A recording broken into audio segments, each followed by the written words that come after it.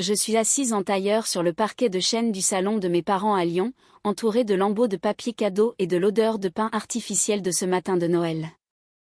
Ma sœur Chloé fait tournoyer ses doigts parfaitement manucurés autour d'un trousseau de clés de BMW flambant neuf, le métal accrochant les lueurs scintillantes du sapin alors qu'elle fait des pirouettes comme une adolescente au lieu d'une femme de 32 ans. Je n'arrive pas à y croire. Elle pousse des petits cris de joie en sautillant sur place. Ma propre BM. Mon père la contemple avec une fierté non dissimulée, tandis que ma mère joint les mains sous son menton comme si elle assistait à un miracle. La voiture stationne dans l'allée, témoignage blanc et brillant de la dévotion parentale, orné d'un énorme nœud rouge qui a probablement coûté plus cher que tout ce qu'ils ont dépensé pour mon Noël entier. Pendant ce temps, je fixe l'objet posé sur mes genoux, une tirelire en plastique en forme de personnage d'un dessin animé pour enfants que j'ai arrêté de regarder il y a 25 ans. L'étiquette de prix qu'ils ont oublié de retirer indique 1,99 €. Ouvre-la, m'encourage maman en désignant du doigt le petit bouchon en caoutchouc sous la base. Mes doigts sont comme engourdis alors que j'obéis. 2 pièces de 2 € s'en échappent éteintes sur le sol. C'est le début de ton fonds pour ta future maison, ma chérie, annonce papa d'un geste de la main méprisant. Tu es toujours si responsable avec l'argent, contrairement à certaines personnes. Il adresse un clin d'œil à Chloé, qui feint d'être offensée. Le silence s'étire entre nous comme un élastique jusqu'à ce que maman le comble. Chloé a besoin d'un moyen de transport fiable pour ses nouveaux clients en graphisme. Ces types artistiques attendent une certaine image, tu comprends ? Chloé se laisse tomber sur le canapé à côté de moi, son parfum de luxe m'étouffant les narines. Ne t'inquiète pas, sœurette, je t'emmènerai partout où tu auras besoin, dit-elle en me tapotant le genou avec une gentillesse condescendante. Ta petite Peugeot doit être en fin de vie maintenant. La Peugeot qui m'a transportée à travers cette heure de cols alpins hier. La Peugeot que j'ai fini de payer moi-même il y a 3 ans. La Peugeot qui est plus fiable que n'importe quelle relation dans cette pièce. Je ne peux plus respirer. 34 ans de moments exactement comme celui-ci se cristallisent dans mon esprit avec une clarté parfaite. Ce n'est pas une anomalie, c'est le schéma de toute ma vie. Ce matin même, j'avais soigneusement emballé leur cadeau, une mallette en cuir pour papa qui m'a coûté 2 semaines de salaire, le bracelet en argent que maman avait admiré dans une boutique de la rue de Rivoli à Paris, l'objectif professionnel que Chloé avait mentionné vouloir par pur caprice, le tout acheté en mettant de côté une partie de chaque fiche de paie pendant des mois. J'avais répété mon annonce pendant tout le trajet depuis Paris. Ingénieur structure senior. La promotion que j'avais obtenue à force de nuits blanches et de week-ends de travail supplémentaires, à concevoir des bâtiments qui tiendraient pendant des générations. J'avais imaginé leur visage s'éclairer de fierté, me voyant enfin comme autre chose que la grande sœur responsable de Chloé. Peut-être que ce Noël sera enfin différent, m'étais-je chuchoté à chaque aire d'autoroute, à chaque station-service, à chaque borne kilométrique. Mes mains tremblent alors que je pose la tirelire sur la table basse. Le plastique produit un son creux contre le verre. Excusez-moi, parviens-je à dire, ma voix semblant appartenir à quelqu'un d'autre. Je vais aux toilettes. Je marche, je ne cours pas, en montant l'escalier familier, passant devant le mur de photos de famille où le visage de Chloé domine chaque cadre. La porte de la salle de bain se referme derrière moi avec un léger clic avant que je ne tourne le verrou. Mon reflet me fixe, les yeux trop secs, le visage trop composé. Je presse mes paumes contre le comptoir en marbre froid, attendant des larmes qui ne viennent pas. À la place, la pression monte dans ma poitrine, comme du béton durcissant autour de mes poumons. Les gens parlent du chagrin comme de quelque chose d'abstrait. Ce ne l'est pas. Je sens chaque chambre de mon cœur se contracter douloureusement, le sang luttant pour passer à travers des vaisseaux qui se rétrécissent. Mon sternum me fait mal comme si quelqu'un pressait un genou contre lui. C'est ce qu'on ressent quand on meurt, je pense. Rien de dramatique, juste un effacement. La nuit s'étire sans fin alors que je reste éveillée dans ma chambre d'enfant, écoutant les rires de Chloé venant d'en bas alors qu'elle et mes parents planifient son premier voyage avec sa nouvelle voiture. À 2h17 du matin, je me redresse enfin. Je fais ma valise rapidement, n'emportant que ce qui compte, l'ours en peluche délavé que ma grand-mère m'a offert, l'album photo de mes années d'études, la petite boîte en bois contenant mon premier plan professionnel, les cadeaux coûteux que je leur ai offerts au fil des ans restent là où ils sont. Ils n'ont jamais été une question de gratitude de toute façon. La maison est silencieuse alors que je descends ma valise. Ma clé de maison reste froide dans ma paume un instant avant que je ne la pose sur le comptoir de la cuisine, à côté de la cafetière qui se mettra en marche dans 3 heures. Ils ont fait leur choix. Maintenant, je fais le mien. Les lampadaires se brouillent en halos à queue alors que je navigue sur les autoroutes vides. L'horloge du tableau de bord indique 3h42 du matin, le jour de Noël. Mes essuie-glaces luttent contre une neige qui s'épaissit tandis que Tino Rossi chante « Petit Papa Noël » à la radio. Je tourne le bouton du volume jusqu'à ce que sa voix s'efface dans le silence. Joyeux Noël à toi seul, chuchote Joe au siège passager vide, ma voix se brisant sur le mot « joyeux ». L'ironie me brûle comme de l'acide.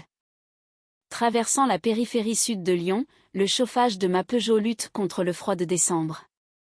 Âgée de 7 ans avec 200 000 km au compteur, cette voiture m'a porté pendant mes études, mes premiers emplois, mes promotions. Elle ne s'est jamais plainte d'écoles de montagne ou des places de parking étroites. Contrairement à la BMW étincelante garée chez mes parents avec son ridicule nœud rouge, ma voiture a gagné sa place dans ma vie. Vers 6 heures, mon téléphone vibre contre la console centrale. Je baisse les yeux pour voir le visage de maman éclairer l'écran. Pas de « Es-tu bien arrivé ?» ou « S'il te plaît, rentre à la maison ». Juste « As-tu pensé à payer la facture d'électricité du chalet avant de quitter Paris ?» Le chalet qu'ils ont acheté pour les week-ends et que Chloé utilise pour ses séances photos Instagram. Un semi-remorque me dépasse, projetant de la boue glacée sur mon pare-brise. Pendant 3 secondes terrifiantes, je conduis à l'aveugle jusqu'à ce que les essuie-glaces dégagent assez d'espace pour voir. Mes mains tremblent sur le volant alors que les souvenirs affluent plus vite que les balais ne peuvent les chasser. 5e anniversaire, la fête de princesse de Chloé avec des décorations professionnelles, des tours de poney et un gâteau château à 3 étages, 30 gamins du quartier en chapeau pointu. Ma célébration l'année suivante, un gâteau de supermarché, 2 amis de la maternelle, des articles de fête provenant du bac à 1 euro. Ta sœur a besoin de stimulation sociale, m'avait expliqué papa quand j'avais demandé pourquoi. Toi, tu es plus indépendante. Indépendante. Leur code pour dire, tu n'as pas besoin de nous. Remise des diplômes du lycée, major de promotion. Mon discours soigneusement préparé sur la persévérance et les rêves. Des sièges vides dans la section famille parce que l'équipe de foot junior de Chloé avait un match à l'extérieur. On regardera l'enregistrement, m'avait promis maman. La cassette est restée sur ma commode jusqu'à mon départ pour l'université. Ta sœur a besoin d'encouragement, disait maman. Toi, tu réussis toujours sans notre aide. Sans aide. Leur code pour dire, tu es seul. Les années d'université défilent devant moi alors que les panneaux d'autoroute égrènent les kilomètres vers le sud. Travailler 25 heures par semaine à la bibliothèque du campus et au restaurant universitaire. Prendre un maximum de cours pour obtenir mon diplôme plus tôt. Étirer les prêts étudiants et les bourses pendant que Chloé explorait l'inspiration artistique à travers l'Europe aux frais de nos parents. Ta sœur a besoin de se trouver, insistait papa lors d'un de nos rares appels téléphoniques. Toi, tu as toujours su exactement qui tu étais. Savoir qui je suis. Leur code pour dire, tu ne mérites pas d'explorer le monde. Mon téléphone vibre à nouveau. Papa, cette fois. Je le laisse sonner jusqu'à ce que la messagerie prenne l'appel. Les premières lueurs de l'aube éclaircissent l'horizon à l'est tandis que les larmes brouillent les phares des voitures en face entraînées dorées. Je me range sur la bande d'arrêt d'urgence, feu de détresse clignotant, et je presse mon front contre le volant. Les schémas se cristallisent avec une clarté soudaine. Papa contrôlant l'argent, me privant tout en finançant chaque caprice de Chloé. Maman manipulant les émotions, me faisant me sentir égoïste pour avoir voulu ne serait-ce que des miettes d'attention. Le système parfait. L'un gère le favoritisme financier, l'autre maintient le contrôle émotionnel. Mon téléphone sonne encore. Pas la famille cette fois. Manon Pérez, ma colocataire de fac devenue mon amie de toujours. Où es-tu? Sa voix, chaleureuse et inquiète, remplit la voiture via le Bluetooth. Quelque part dans le sud de la Drôme. Ma voix sonne creux. Irreconnaissable. Je descends vers le sud. Vers où? Je ne sais pas. La ligne devient silencieuse un instant. Puis, viens à Marseille. Reste avec moi. La famille ne traite pas les siens comme ça. Manon sait. Elle a été témoin d'épreuves directes pendant nos études. Les colis qui m'arrivaient contenant des produits de première nécessité alors que Chloé recevait des vêtements de créateur. Les vacances scolaires où je restais dans les dortoirs parce que rentrer coûtait trop cher, les mêmes années où mes parents emmenaient Chloé à Courchevel ou à l'île Maurice. Je ne peux pas m'imposer. Arrête. La voix de Manon devient ferme. Tu as passé toute ta vie à être celle qui aide. Laisse quelqu'un t'aider pour une fois. Les mots brisent quelque chose en moi. Aider. Un concept si simple mais pourtant si étranger à mon expérience. Dans ma famille, l'aide coule dans un seul sens, vers Chloé, vers mes parents. Jamais vers moi. D'accord, chuchote-je, me surprenant moi-même. Envoie-moi ta position toutes les heures. Roule prudemment. Je prépare la chambre d'amis. L'appel se termine. Je reprends la route, les essuie-glaces balayant la neige fraîche. Pour la première fois depuis mon départ de Lyon, mes épaules s'abaissent légèrement de leur position défensive. À 7h30, je franchis la limite de la région PACA. Le panneau de bienvenue brille sous les premiers rayons du soleil. Mon écran affiche 17 appels manqués, 32 messages. D'un geste délibéré, je désactive les notifications de maman, papa et Chloé. Le silence semble plus lourd que n'importe quelle accusation. Mon estomac grogne, me rappelant que je n'ai pas mangé depuis le réveillon hier soir. Un petit restaurant routier apparaît devant moi, son enseigne néon, ouvert, est un phare dans la lumière du matin.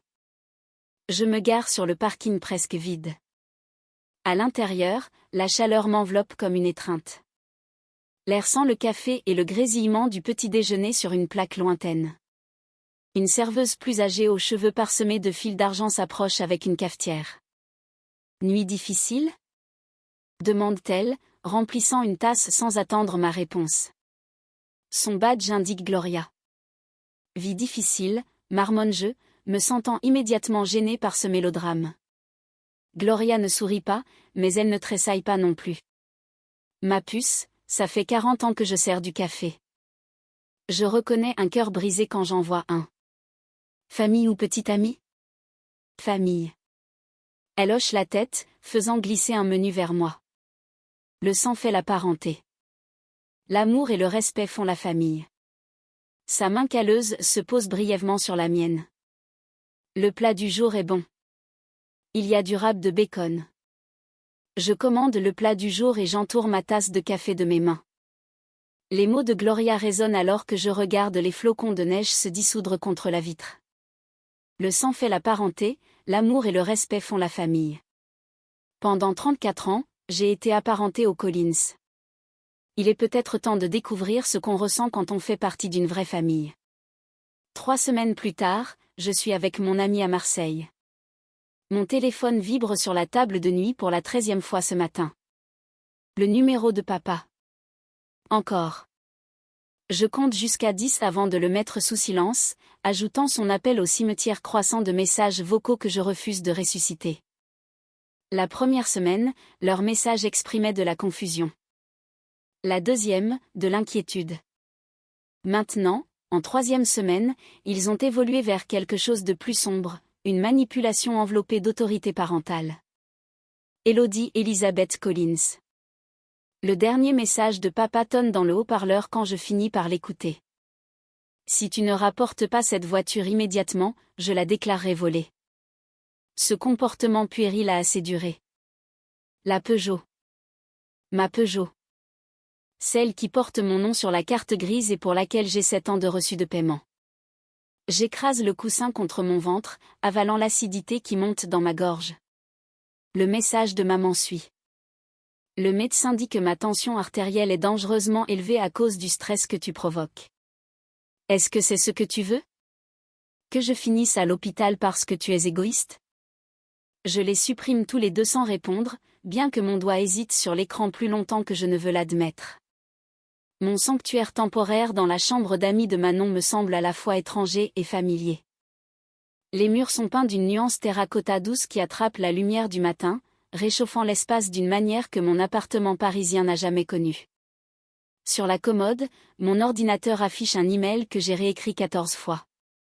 Cher Monsieur Sanderson, je vous écris pour demander formellement ma mutation à l'agence de Marseille, avec effet immédiat.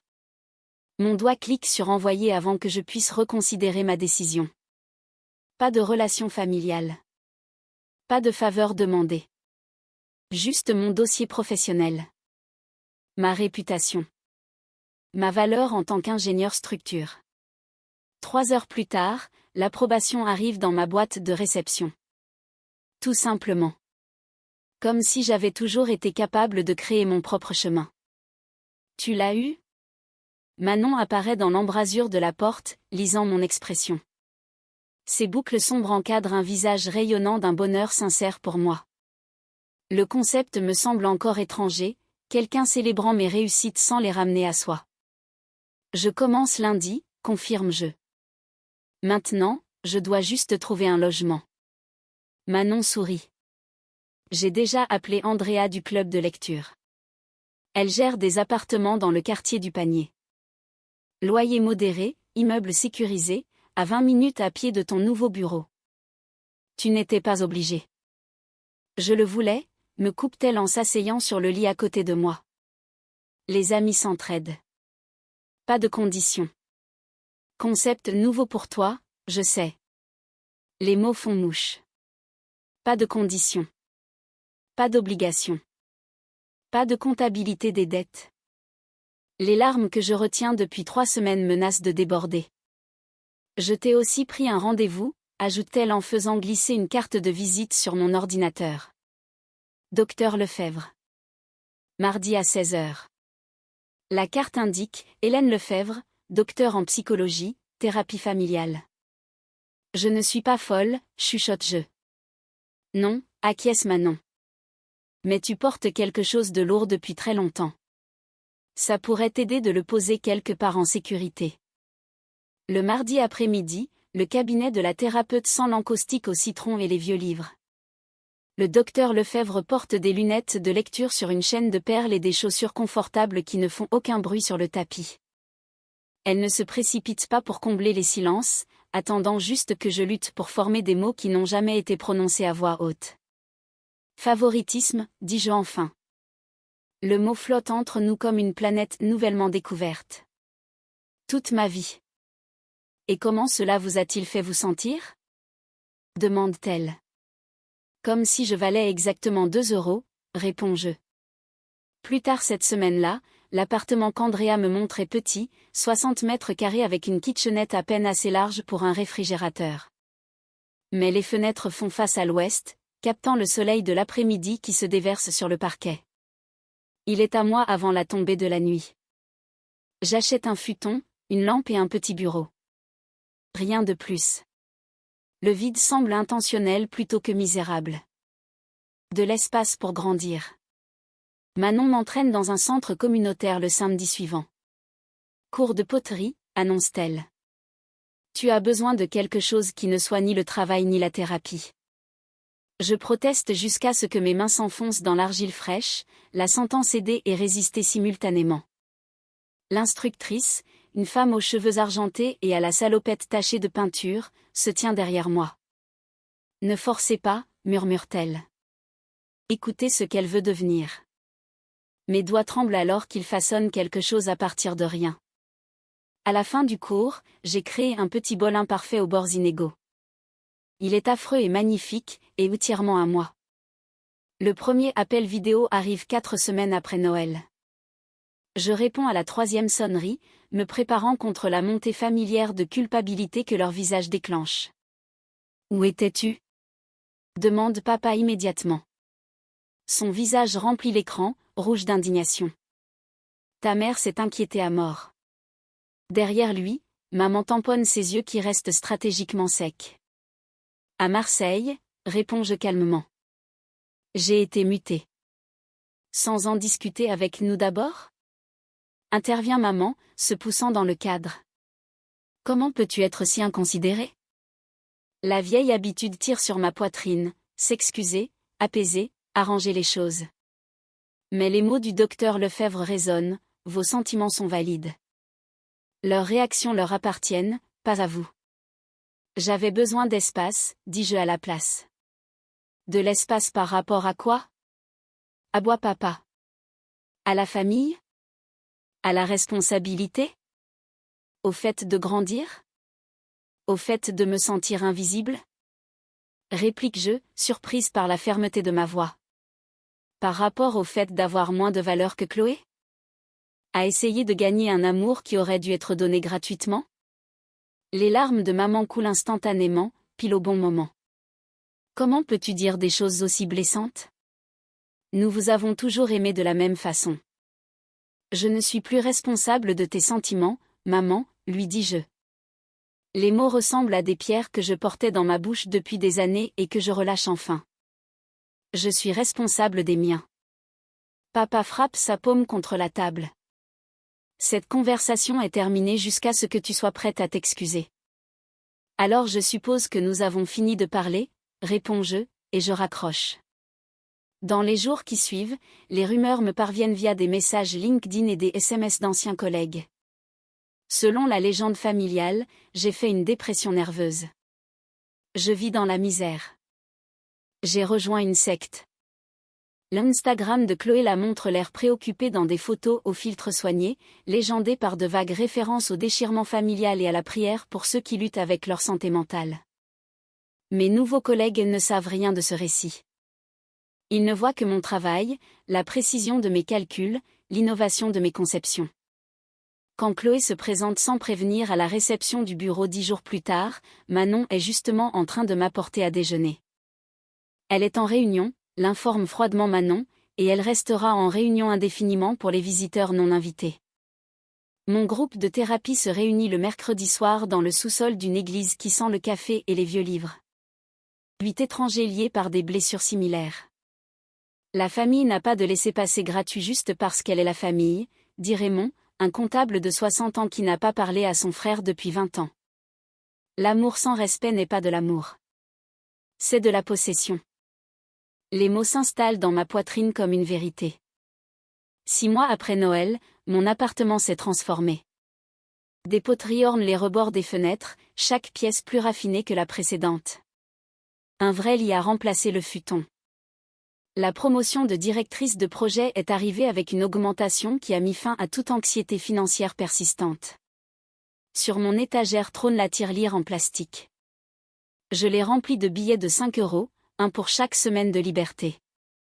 Pas comme une punition, mais comme un rappel. Parfois, les plus petites trahisons révèlent les plus grandes vérités. La première saison des fêtes approche avec à la fois de l'appréhension et du soulagement. Pas de cadeaux à acheter qui ne seront pas appréciés. Pas de faux-semblants à maintenir. Pas d'effacement à subir.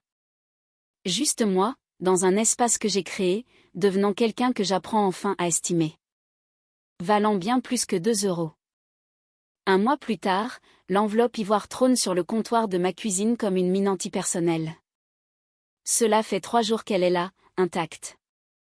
L'invitation au mariage de ma cousine Valentine. Mon nom en calligraphie élégante, Elodie Collins. Pas de « +1 ». Juste moi, attendu pour réintégrer le giron familial, seul. Alors, qu'est-ce que vous en pensez, docteur ? Demande le docteur Lefebvre, le fauteuil de son bureau grinçant alors qu'elle se penche en avant. Je trace le bord de l'accoudoir, comptant les clous en laiton un par un. J'y vais. Ses sourcils se lèvent légèrement. C'est un changement par rapport à la semaine dernière. À mes conditions, ajoute-je rapidement. J'ai réservé une chambre au Hyatt à 4 rue du lieu de réception. Papa a appelé 2 fois, insistant pour que je loge dans la villa qu'ils ont louée avec tout le monde. Et qu'avez-vous dit ? Rien. Je souris, me rappelant la satisfaction de laisser sa messagerie se remplir de messages de plus en plus désespérés. La limite est le message. 7 mois de thérapie m'ont appris le vocabulaire de l'autoprotection. 7 mois après ce Noël où je me suis enfuie. 7 mois passés à me reconstruire, une séance de thérapie, un cours de poterie, une soirée paisible seule après l'autre. Pendant la séance, mon téléphone a vibré. Chloé. Le 3e SMS aujourd'hui. Trop hâte de te voir le week-end prochain. On a besoin de temps entre sœurs avant la folie du mariage. Je glisse le téléphone dans mon sac sans répondre. Le docteur Lefebvre le remarque. Encore votre sœur? Soudain, nous sommes les meilleurs amis du monde, ris-je, mais le son est creux. Elle ne m'envoyait jamais autant de messages quand nous habitions dans la même ville. Qu'est-ce que vous pensez qu'elle veut? Qu'on la dépose à l'aéroport. De l'argent. L'ancienne Élodie qui portait ses bagages émotionnels en plus de ses vraies valises. Je passe mes doigts sur l'échantillon de tissu posé sur mes genoux, de la soie bleu nuit pour la robe que j'ai fait faire sur mesure. 3 essayages pour m'assurer qu'elle tombe parfaitement sur mes épaules. Qu'elle souligne mes courbes sans excuse. La couleur du pouvoir, pas celle de la réconciliation. Ils ont enrôlé des complices, dis-je au docteur Lefebvre. L'oncle Pierre a appelé hier soir pour dire que les familles doivent se serrer les coudes. La tante Judith a envoyé un email sur le pardon qui est divin. Même le fiancé de Valentine a envoyé un message Facebook. Ils se coordonnent. Et comment cela vous fait-il vous sentir? Avant la thérapie, j'aurais dit « bien ». Toujours « bien ». Au lieu de cela, je trace la vérité physique de mes émotions, la gorge serrée, la sueur froide à la lisière des cheveux, le léger tremblement des doigts. Terrifiée, admets-je. Mais aussi, prête. Plus tard ce soir-là, j'étale sur ma table de cuisine le plan de table que Valentine a inclus par erreur dans un email groupé. Je suis là. Placée entre mes parents. Directement en face de Chloé. Le tableau familial restauré. Je saisis mon téléphone. Valentine? C'est Élodie. J'ai une petite requête concernant le plan de table. Le vendredi arrive avec le brouillard marseillais qui se dissipe au décollage de mon avion. Les nuages s'ouvrent quelque part au-dessus du massif central, révélant les paysages de mon enfance. Mon rythme cardiaque s'accélère alors que nous commençons notre descente vers Lyon. Le lieu du dîner de répétition luit comme de l'or sous le ciel du crépuscule. Je me tiens sur le trottoir, touchant le pendentif en pierre lisse que Manon m'a offert avant mon départ. La force n'est pas de ne pas ressentir la peur, avait-elle dit. C'est de la ressentir et d'avancer quand même. Je redresse mes épaules et pousse la lourde porte en bois. Les conversations s'arrêtent au milieu des phrases. Les têtes se tournent. La main de ma mère vole à sa gorge.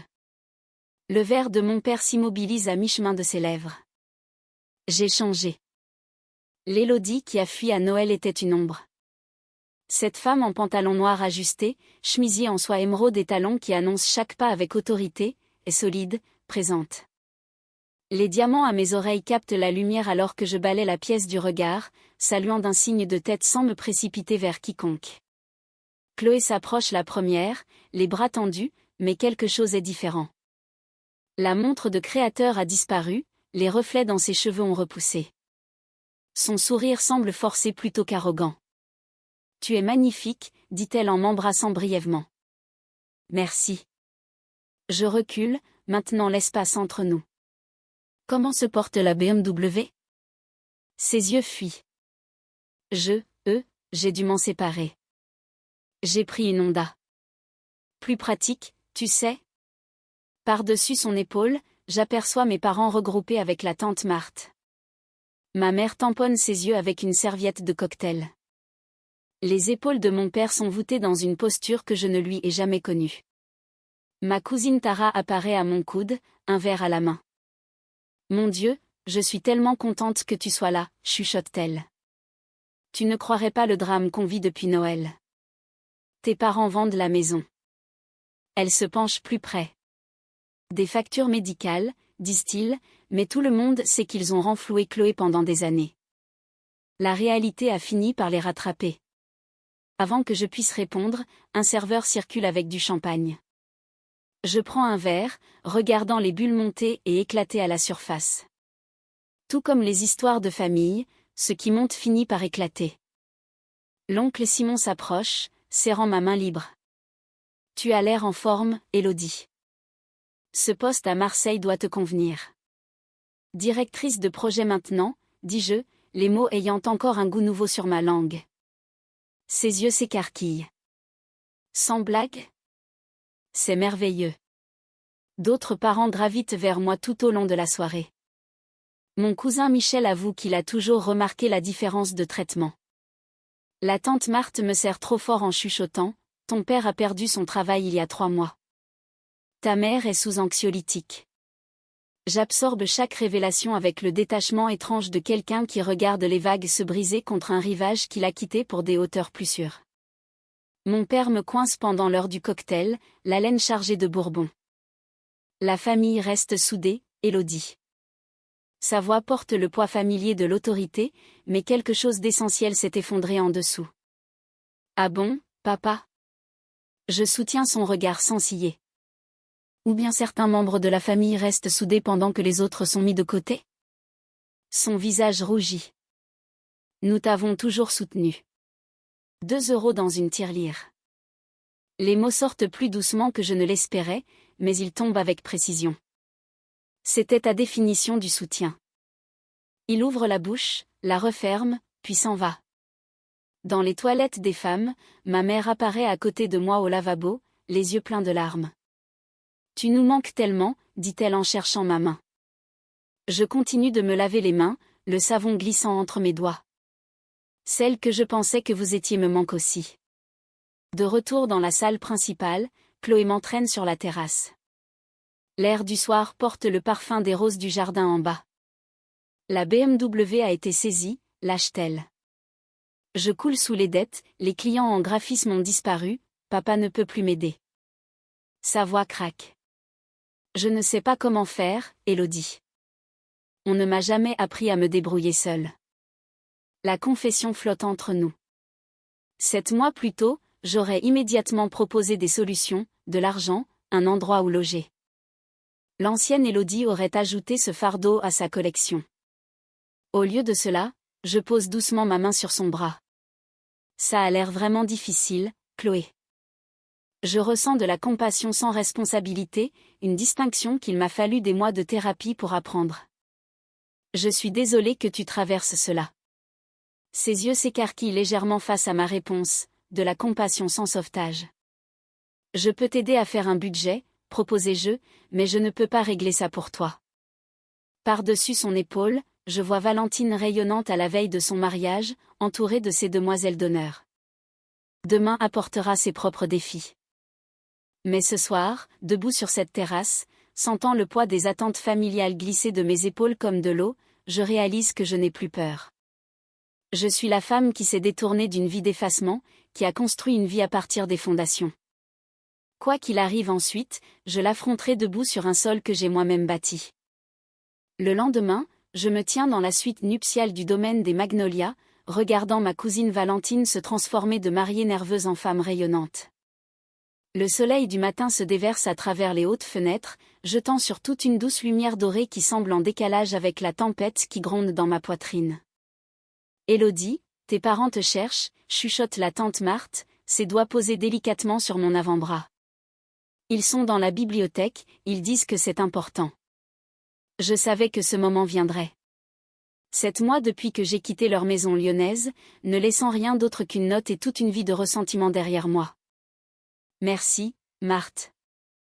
Ma voix sonne plus calme que je ne le suis. Je les rejoindrai après avoir aidé Valentine avec son voile. Les yeux de Marthe s'adoucissent. Ils ont mentionné une sorte d'urgence familiale, avant la cérémonie. Évidemment. La porte de la bibliothèque semble plus lourde que ce que la physique devrait permettre alors que je la pousse 30 minutes plus tard. Maman est assise bien droite dans un fauteuil à haut dossier, des mouchoirs déjà serrés dans sa main. Papa fait les 100 pas devant la cheminée, ses mouvements sont brusques et contenus. Chloé se tient près de la fenêtre, portant une robe qui coûte plus cher que mon premier mois de loyer à Marseille, bien que la BMW saisie ne soit nulle part. Élodie, Dieu merci. Maman se lève, les bras tendus. Nous devons parler en famille. Je reste dans l'encadrement de la porte. La cérémonie commence dans 40 minutes. Assieds-toi, Élodie. Papa désigne le siège vide, placé face à eux trois. Une intervention mise en scène. Ça ne peut plus attendre. Je ferme la porte derrière moi mais ne bouge pas vers le fauteuil. J'écoute. Chloé s'avance. Élodie, ça a assez duré. Papa a perdu son travail il y a 3 mois. L'entreprise a réduit ses effectifs, intervient papa rapidement, des coupes budgétaires. Maman voit un thérapeute pour une dépression, continue Chloé. Tout a commencé quand tu es parti à Noël. Maman tamponne ses yeux secs. Nous vendons la maison. Le parfait trio, crise financière, problème de santé et culpabilité, le tout emballé dans un joli paquet. 7 mois plus tôt, je me serais effondrée sous le poids de leurs attentes, je me serais excusée pour quelque chose qui n'était pas de ma faute et j'aurais proposé mon aide. Aujourd'hui, je marche vers le fauteuil indiqué, je pose mon sac à côté et je m'assois, le dos bien droit. Je suis désolée pour ton travail, papa. Et maman, je suis contente que tu te fasses aider. Leur visage affiche de la confusion face à ma réponse calme. Tu n'as pas entendu ce qu'on a dit? La voix de Chloé monte.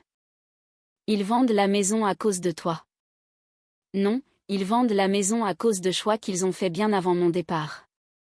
Je sors un album photo relié en cuir de mon sac. J'ai apporté quelque chose à vous montrer. Maman fronce les sourcils. Nous n'avons pas le temps pour, vous avez convoqué cette réunion. J'ouvre l'album sur mes genoux. Donc, nous avons le temps. La première page montre 2 fêtes d'anniversaire côte à côte, le thème princesse élaboré de Chloé avec des animateurs recrutés, et ma fête la même année avec un gâteau de supermarché sur la table de la cuisine. Vous vous rappelez de ça? Je feuillette des pages de matin de Noël, de remise de diplômes et de vacances en famille où le schéma de favoritisme est indéniable. J'ai passé des mois à compiler les preuves de ce que j'ai toujours ressenti sans pouvoir le prouver. Le visage de papa s'empourpre. C'est ridicule. Nous vous avons toujours traité de manière égale. Je sors un dossier de relevé bancaire. Mes prêts étudiants. 67 000 € que je paie encore. Les études de Chloé. Entièrement financées, y compris son année en Europe pour son inspiration artistique.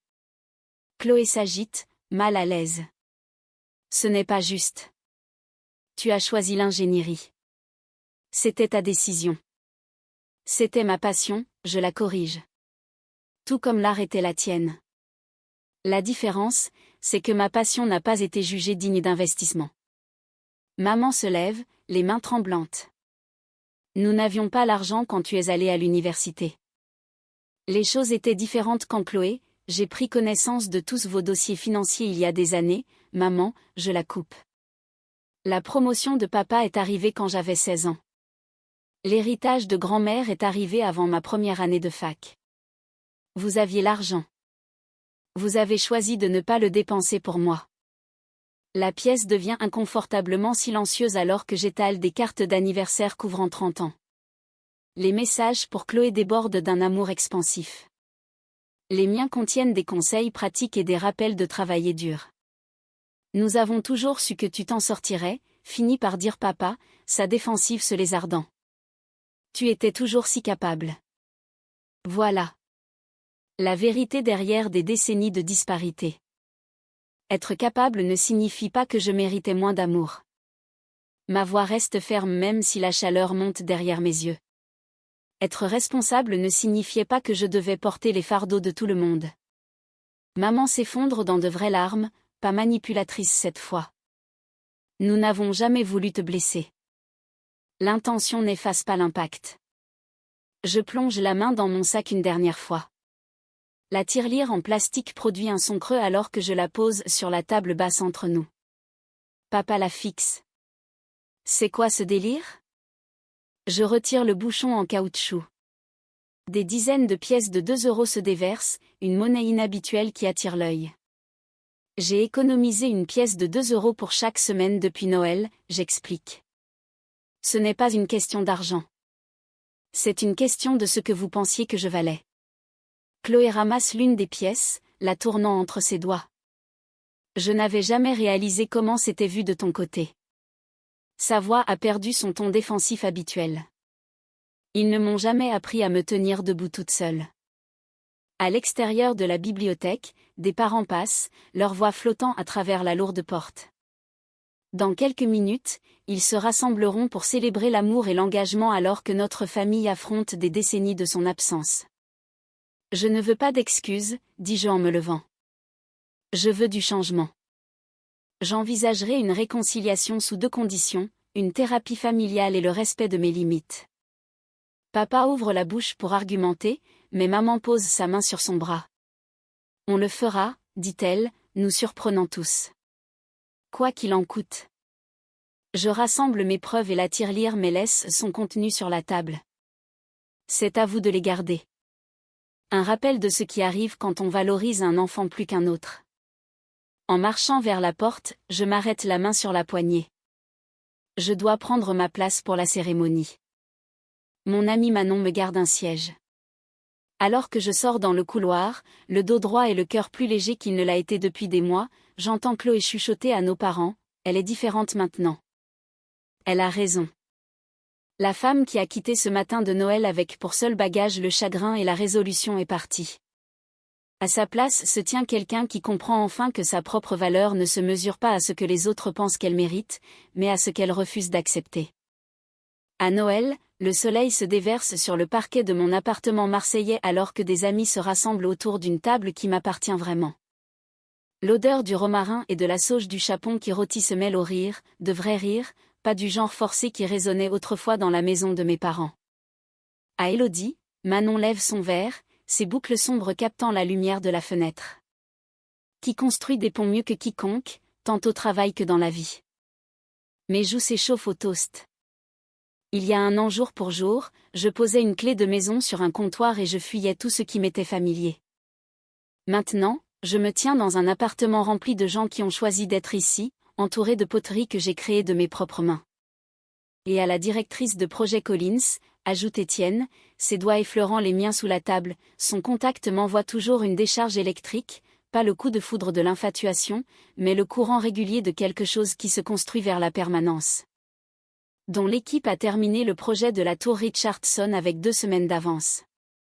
Étienne comprend les délais et l'intégrité structurelle, c'est un ingénieur en environnement qui valorise la durabilité, aussi bien dans les bâtiments que dans les relations. Quand il m'a proposé un café pour la première fois il y a 6 mois, j'ai failli refuser, les vieilles habitudes de sacrifice de soi ont la vie dure. Ma thérapeute, le docteur Lefebvre, a parlé de progrès quand j'ai dit oui. Le minuteur de la cuisine sonne, me sauvant de devoir accuser réception de leurs éloges. Certains changements prennent plus de temps que d'autres. Besoin d'aide ? Demande Étienne, me suivant dans la cuisine. Je gère. Les mots sortent automatiquement. Puis je me reprends, me rappelant le défi délicat du docteur Lefebvre, accepter de l'aide ne diminue pas votre force. En fait, pourrais-tu découper le chapon ? Je n'ai jamais appris à le faire. Mon téléphone vibre avec un appel vidéo de Chloé. Un appel mensuel, une limite que nous avons établie après la confrontation au mariage. Je réponds pendant qu'Étienne s'occupe de la découpe. Joyeux Noël, dit Chloé, son visage remplissant l'écran. Son appartement visible derrière elle semble plus petit que le mien. Pas de meubles de créateur, pas de voiture de luxe garée devant. Travailler 2 jobs lui a donné une nouvelle perspective sur l'argent, en plus des cernes sous ses yeux. Tu as l'air heureuse, dit-elle, la voix plus douce qu'autrefois. Ton logement a l'air superbe. Je me sens chez moi. J'oriente la caméra pour montrer mon studio de poterie dans la chambre d'amis, l'argile autrefois informe maintenant façonnée en bols et vases qui ornent les étagères. Comment vont maman et papa ? Papa en est à 90 jours de sobriété aujourd'hui, il voulait que je te le dise. Elle ajuste la caméra pour révéler notre père assis dans le salon d'un appartement modeste, semblant un peu plus frêle. Les réunions des alcooliques anonymes l'aident. Il est différent quand il ne boit pas. Je hoche la tête, pas encore prête à traiter pleinement cette révélation. Et maman? Toujours bénévole au centre communautaire. Elle voulait participer à l'appel mais elle avait une urgence pour une collecte alimentaire. Chloé marque une pause. Il demande de tes nouvelles. Pas comme avant, cela dit. Nous parlons encore quelques minutes avant de nous dire au revoir. L'horloge murale indique qu'il est l'heure du dîner. Autour de ma table, la conversation coule entre Manon, Étienne et des amis de mon cabinet d'ingénierie et de mon cours de poterie. Personne ne mentionne la tirelire exposée sur ma cheminée, maintenant remplie de billets d'1 € représentant des leçons plutôt que du ressentiment. Après le dessert, Chloé envoie la photo d'un ornement en argile fait main, clairement sa première tentative en poterie. Pas joli, mais fait avec amour. Je te l'envoie demain. Puis un autre message arrive de ma mère. Trouvez ça au grenier en faisant les cartons. Ça t'a toujours appartenu. La pièce jointe montre ma maison de poupée d'enfance, la seule chose que j'aimais vraiment en grandissant. Les papiers de transfert de propriété se trouvent en dessous, la rendant officiellement mienne. Plus tard, quand tout le monde est parti et qu'Étienne m'aide pour la dernière vaisselle, je sors sur mon balcon. La mer Méditerranée s'étend devant moi, les lumières du port se reflétant sur l'eau sombre. Des bâtiments que j'ai aidé à concevoir se dessinent en silhouette contre le ciel nocturne. La valeur n'est pas quelque chose que l'on gagne par l'utilité, chuchote Jo aux lumières de la ville. C'est quelque chose que l'on revendique en sachant ce que l'on accepte et ce que l'on refuse. Étienne me rejoint, enroulant une couverture autour de mes épaules contre la fraîcheur de décembre.